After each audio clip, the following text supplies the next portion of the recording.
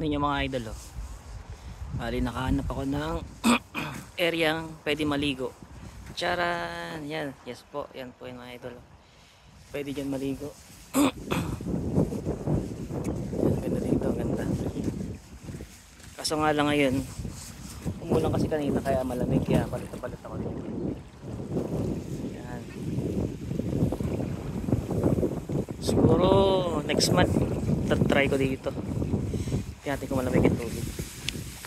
Malamig. Fresh water yan mga idol, galing bundok yan. Yan. Pwede maligo dyan. Dito tayo sa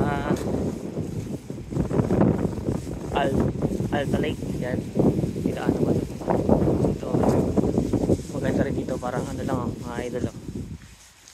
Fresh water yan lahat. Ayun. Yan. Yun nga lang, napaka-tempting maligo. Kaso malamig. Yes, tingnan dito. May bridge, oh. Yan. Nagmamigrate dito yung mga tawag ito, mga salmon, mga idol yan.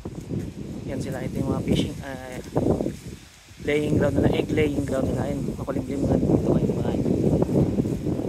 Yan, mas mahangin pa. Dito ako galing. Tamang gala lang tayo gaytong oras mga idol. Ano na dito? Alas 4.